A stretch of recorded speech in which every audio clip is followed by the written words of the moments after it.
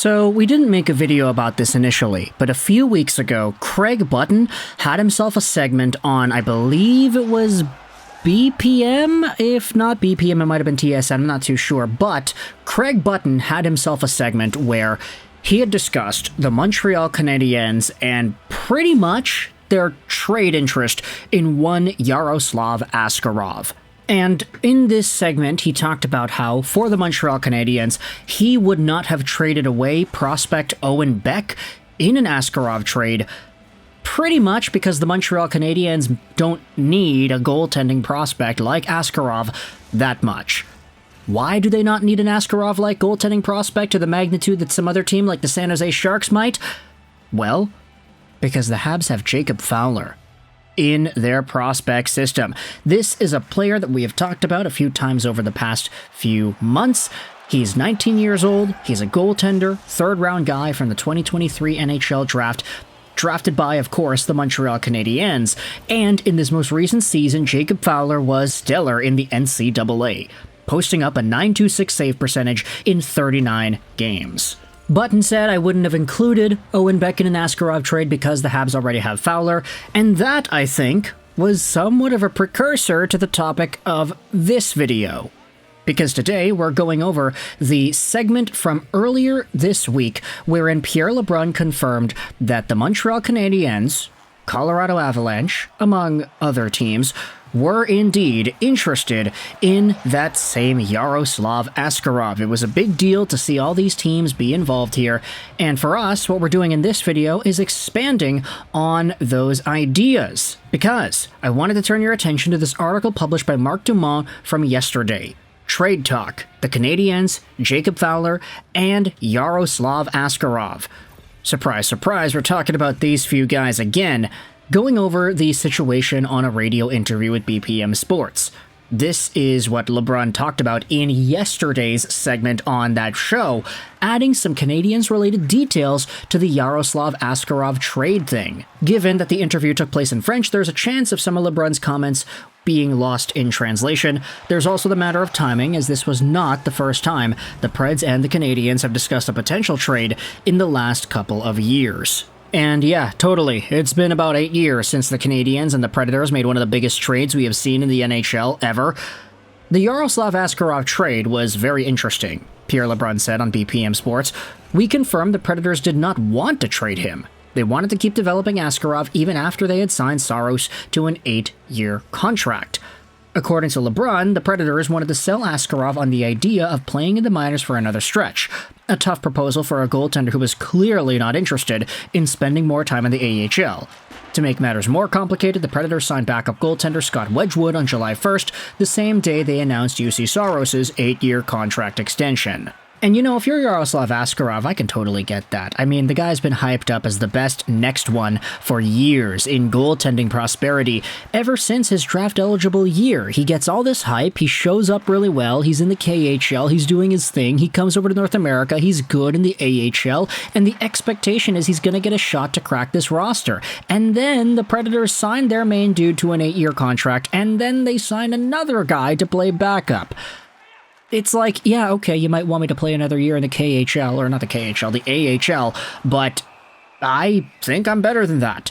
And quite frankly, you're allowed to think what you want to think about yourself and your own talents. So for Yaroslav Askarov, him requesting a trade and saying that he would not report to camp if he didn't get that trade, you know, it's kind of a crappy thing to do to the team that drafted you, but still, if they're not giving you what you want, you have the right to go out there and change some terms up. So, after those signings, a Zoom call featuring Askarov and several members of the Predators then took place, with the 22-year-old goaltender confirming he would not attend camp unless the team arranged a trade. According to Lebrun, the Predators were not happy, but they decided trading Askarov was the best path forward.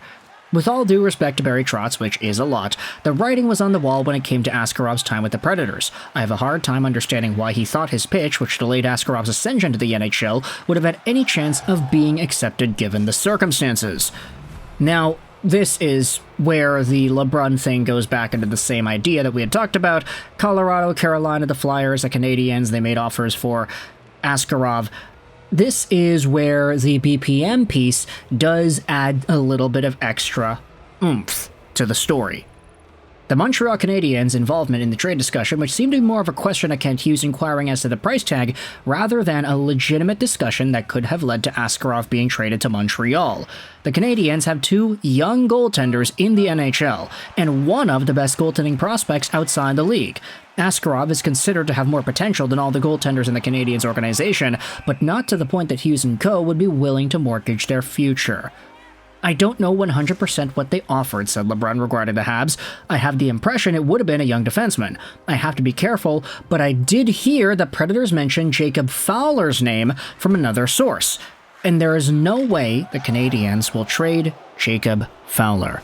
And with that, the Craig Button conversation from earlier last week kinda gets a little bit validated here. Hey, I wouldn't trade a super significant prospect to get Yaroslav Askarov if I was Kent Hughes because the Canadiens already have Jacob Fowler, and it turns out apparently the Predators wanted Fowler.